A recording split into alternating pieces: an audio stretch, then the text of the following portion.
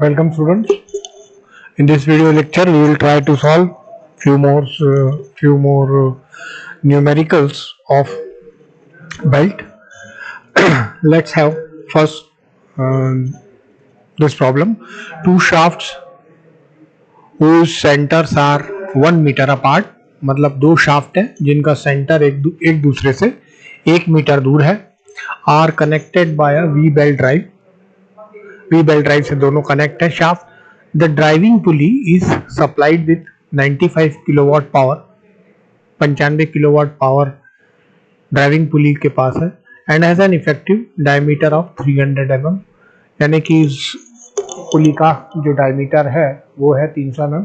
Of course ये motor ही हो सकती है, लेकिन ऐसा चूंकि क्लियरली लिखा नहीं है कि ये मोटर है या नहीं है, सो वी आर ड्राइविंग और ड्रिवन, इस तरीके से हम समझने की कोशिश करते हैं. ड्राइविंग मतलब घुमाने वाला और ड्रिवन मतलब घूमने वाला. With diameter it runs at 1000 RPM while the driven pulley 1000 RPM पर घूमती है. कौन सी? ड्राइविंग पुली. मतलब घूमने वाली जो पुली है वो 95 किलोवाट पावर जनरेट करती है. इफेक्टिव डायमीटर इसका 300 mm है और 1000 RPM पर यह घूमती है. द ड्रिवन पुल्ली, जो पुल्ली घूम रही है, एक तो घुमाने वाली, दूसरी घूमने वाली. तो घूमने वाली pulley runs at 375 RPM. The angle of groove on the pulley is 40 degree. Angle of groove on pulley is 40 degree. Permissible tension in 400 millimeter square cross sectional R belt is 2.1 megapascal. 40 degree इसका angle of groove है. Tension दिया हुआ है 2.1 megapascal और इसका cross sectional area दिया हुआ है 400 millimetre square. The material of the belt has density of 1100 kg पर मीटर क्यूब. देखिए, ये अभी तक हमने 1000 kg पर मीटर क्यूब का डेंसिटी देखी. ये डेंसिटी एकदम अलग है. पहली बार 1100 kg पर मीटर क्यूब पर हमको डेंसिटी बेल्ट की मिल रही है. The driven pulley is overhung the distance of the centre from the nearest bearing being 200 mm. So ये जो ड्रिवन पुली है ये ओवरहंग है, मतलब ऊपर है. कहाँ से? सेंटर और बेरिंग के सेंटर से 200 mm ऊपर है. The coefficient of friction between belt and pulley rim is 0.28. तो म्यू जो दिया हुआ है वो दिया हुआ है 0.28. किसका?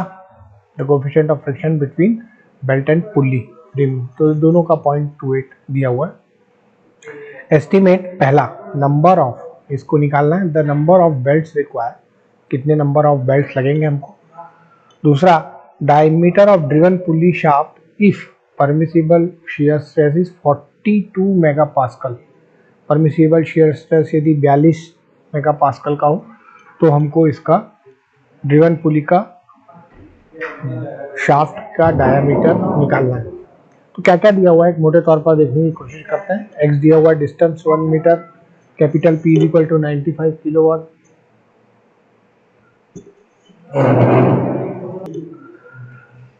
The number of belt required, diameter of driven pulley shaft if permissible shear stress is 42 megapascal. X is equal to 1 meter, P is equal to 95 kilowatt, D1 दिया हुआ है 300 mm जैसे कि 0.3 metre. N1 is equal to 1000 RPM, N2 is equal to 375 RPM. 2 beta is equal to 40 degree और beta is equal to 20 degree. A is equal to 400 mm square और 400 × 10⁻⁶ metre square. Sigma is equal to 2.1 megapascal, 2.1 newton per mm square. Tau is equal to 1100 kg पर metre cube, mu 0.28. और ये जो tau दिया हुआ है ये इस तरीके का न्यूमेरिकल हमने किया नहीं है कि जब हमको टाउ भी दे रखा हो 42 मेगापास्कल.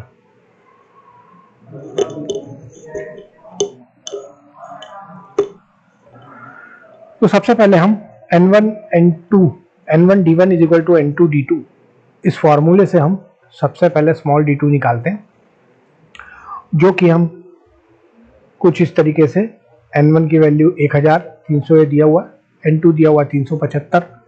तो इसको हम रखते हुए एक D2 की गणना करते हैं जो कि 800 mm आया, मतलब कि 0.8 metre. For open belt drive from design data book, चूंकि हमको अल्फा निकालने की जरूरत है। फॉर ओपन बेल्ट ड्राइव हम चूंकि सेंट्रल डिस्टेंस हमको पता है, कैपिटल डी और स्मॉल डी हमको पता है, अब हम अल्फा निकाल सकते हैं। इसके लिए हम डिजाइन डेटा बुक का प्रयोग करेंगे और ओपन ड्राइव के लिए angle of arc of contact निकालने की कोशिश करेंगे 10.2 ए ओपन ड्राइव से।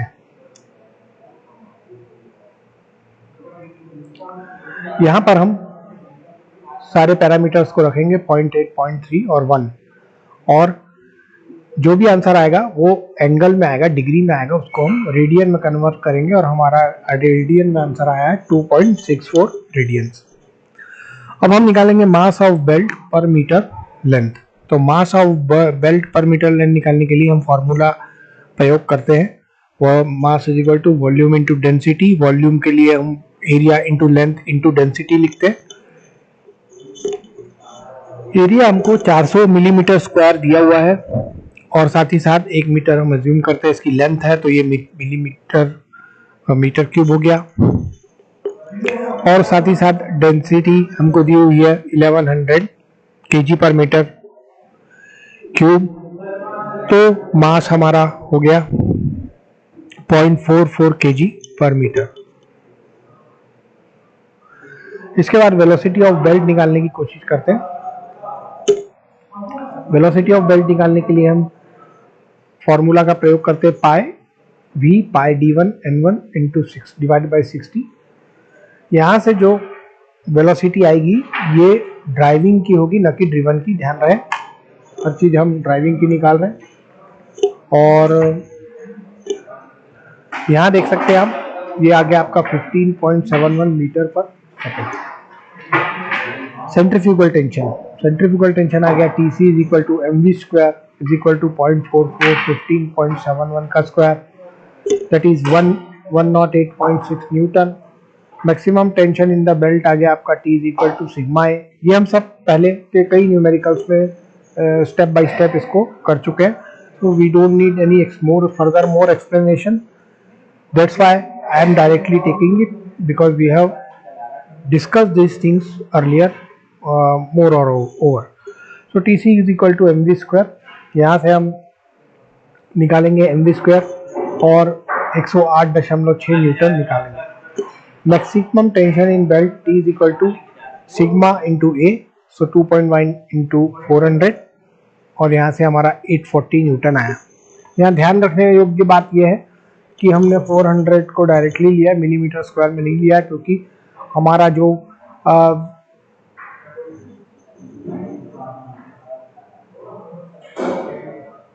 400 था सिग्मा था वो हमको न्यूटन पर mm में 2.1 मेगापास्कल दिया हुआ न्यूटन पर mm स्क्वायर, और ये 400 देखिए डायरेक्टली लगा मीटर मिलीमीटर पर स्क्वायर, तो ये दोनों कट गया एंड इट कम्स 840 न्यूटन।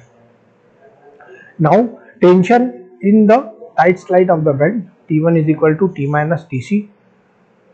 इस फॉर्मूले का प्रयोग करते हैं हम सीधे T1 निकालते हैं और T2 निकालने के लिए हम ई म्यू थीटा का प्रयोग जैसे हम पूर्व में कर रहे थे वैसे ही करेंगे। Now 2.3 log T1 by T2 is equal to mu theta cosec B। क्यों? चूंकि ये V बेल्ट है और V बेल्ट में हम हमेशा कोसेक B का प्रयोग करते हैं। सो 2.3 log T1 by T2 mu theta cosec B, beta इसका प्रयोग करते हुए कोसेक 20 रखेंगे और T1 by T2 के सापेक्ष में इसको सॉल्व करेंगे। लास्ट में हमारा आया 8.72 और यहाँ पर हम T2 की वैल्यू डायरेक्टली निकालेंगे T1 की वैल्यू रखने के बाद, that is 83.9 Newton. Now number of belt requirement के लिए हम हमारे डिजाइन डेटा बुक में जो दिया हुआ है उसका प्रयोग करेंगे। Power transmitted is equal to T1 minus T2 into V watt, तो ये 10,172 आया और इसको हम किलोवाट में परिवर्तित करेंगे 10.172 kilowatt. Number of belt required के लिए निकालने के लिए total power transmitted divided by power transmitted पर बेल्ट। तो ये जो हमारा आया है पावर ट्रांसमिटेड पर बेल्ट आया। टोटल निकालने के लिए जो हमारी टोटल किलोवाट कैपेसिटी है उसको निकालने के पश्चात हम इसको डिवाइड कर देंगे। That is 95 divided by 10.172 sorry 10.172 is equal to 9.34। इसको होल लेंगे, हम इसको ऐसे ही अज्यूम नहीं कर सकते कि 9 के बाद जितना भी आया उसको छोड़ देंगे, तो हम इसे होल नंबर लेंगे। नियरेस्ट नंबर है 10, तो हमें 10 बेल्ट्स की आवश्यकता होगी। ये प्रोसीजर तकरीबन हम हर न्यूमेरिकल में कर चुके हैं, इसमें there is nothing new in it. अब हम देखने जाने हैं how we will solve the problem if driven pulley bearing से के शाफ्ट के सेंटर से 200 mm ऊपर है या नीचे है। तो इसको सॉल्व करने के लिए सबसे पहले हम निकालेंगे D diameter of driven pulley shaft. अभी तक जो हमने डी यूज किया है वो सिर्फ ड्रिवन पुली शाफ्ट के अनुसार ही किया है, और 2 पाई NT/60 का फार्मूला रखते हुए हम टॉर्क की गणना करेंगे जो आया 2420 न्यूटन मीटर। यह फार्मूला हमने कई बार पूर्व में इसको इम्प्लीमेंट किया हुआ है। यहाँ हम डायरेक्टली 95 × 10⁻³ रखकर और 2 पाई यदि हम इसको सॉल्व करें तो हम सीधे 4770 भी लिख सकते हैं। ये हम पहले कई बार कर चुके हैं। Now m is equal to, यह एक नया फार्मूला है, ध्यान देंगे, T1 + T2 + 2TC × 200 × 10। यहाँ से हम मोमेंट निकालेंगे। तो ये सब जितने भी टेंशन्स हैं इनको रखने के बाद हम सीधे मोमेंट निकालेंगे। अब हम निकालेंगे लास्ट में equivalent twisting moment. Equivalent twisting moment निकालने के लिए हमने ये सबसे पहले पूर्व में T निकाला हुआ है, उसको रखेंगे, उसका स्क्वायर लेंगे। M जो अभी हमने निकाला उसको रखेंगे, उसका स्क्वायर लेंगे, और आंसर आएगा न्यूटन mm में। और ये आंसर आने के बाद हम सिंपली हमारे शाफ्ट का फॉर्मूला यूज करेंगे π/16 टाउ d³ और d³ से इसकी गणना करेंगे। और ये 72.8 हम अपनी टेबल में, शाफ्ट के टेबल में से लेकर इसे सही तरीके से जो नियरेस्ट आएगा उसको लिखकर आंसर को लिख सकते हैं, दैट इज 75 mm। तो इस तरीके से हम इस न्यूमेरिकल को करते हैं। एक बार मैं आपको फिर से रिवाइज करते हैं। ये सारे तो हम स्टेप्स पूर्व के सभी न्यूमेरिकल्स में कर चुके हैं।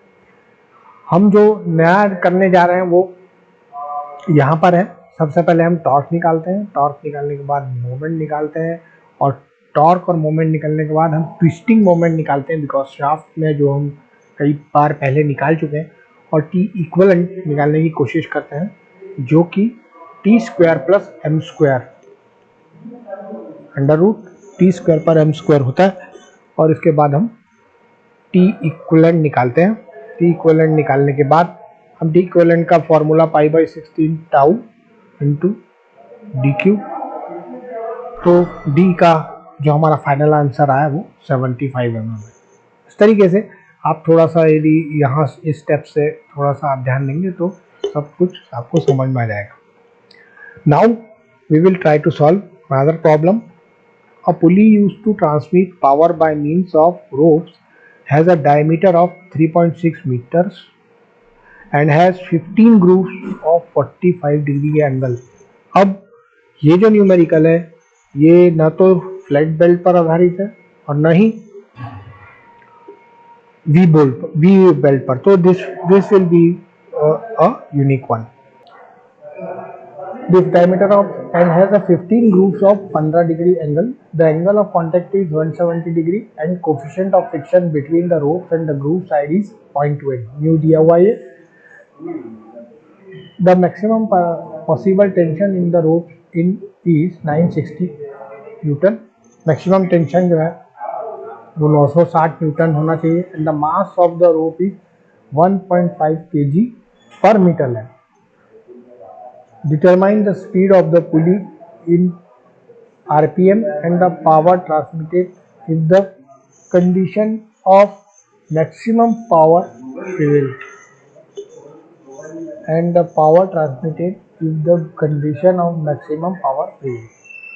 So D is equal to 3.6 meter, M is equal to 15, 2 beta is equal to 45 degree, और beta is equal to 22.5 degree, theta is equal to 170 जो डिग्री यहाँ दी हुई है उसका हम रेडियन निकालते हैं, that is 2.967 radian, mu is equal to 0.28, T is equal to 960 newton, m is equal to 1.5 kg पर metre. Speed of pulley, n is equal to speed of the pulley in rpm. We know that maximum power speed of the pulley V is equal to under root t divided by 3m. 960 divided by 3 into 1.5 is equal to 14.6 meter per second. Speed of the pulley is equal to V is equal to pi dn by 60. So n is equal to 76.8 rpm. Power transmitted is equal to maximum power in centrifugal tension, Tc is equal to T by 3. So this will be 960, ये दिया हुआ हमको numerical में, divided by 3. यह भी हमने face पहले maximum power in centrifugal tension को निकालने के दौरान निकाला हुआ है, Tc is equal to T by 3. So is equal to 320 Newton. Tension in the tight side of the rope, T1 is equal to T minus Tc. 960 minus 320 is equal to 640 Newton. T2 is equal to tension in the slack side of the rope. So 2.3 log T1 by T2 is equal to mu theta. यहाँ ध्यान रहे cosec भी लेना है जैसे हम V belt के सो solve करते समय लेते हैं, और यहाँ पर हम T1 T2 की गणना जैसे हम यूजुअली करते थे उसी अनुसार हमें T2 की गणना करनी है, और T2 जो हमारा 73 न्यूटन आएगा. पावर ट्रांसमिशन निकालने के लिए हमारे पास फॉर्मूला डिज़ाइन डेटा बुक में जो दिया हुआ है उसी का प्रयोग करते हुए हम इस पावर ट्रांसमिट को निकालते हैं.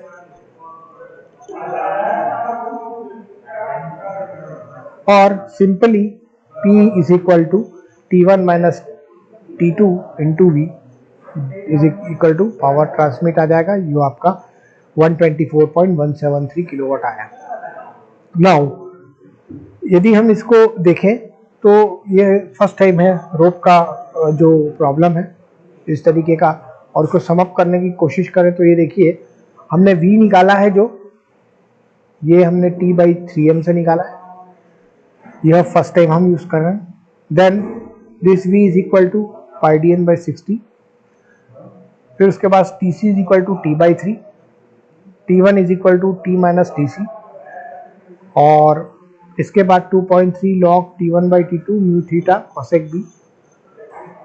और इसके बाद इसको करने के बाद हम सीधे T2 की वैल्यू निकालेंगे, और T2 की वैल्यू निकालने के बाद हम पावर ट्रांसमिटेड निकालेंगे तो P is equal to 124.1733 kilowatt. तो ये हमको निकालने की प्रोसेस हमको ध्यान में रखनी है. In the next video we will try to solve few more another problems. Thank you students for your kind attention. Thank you very much.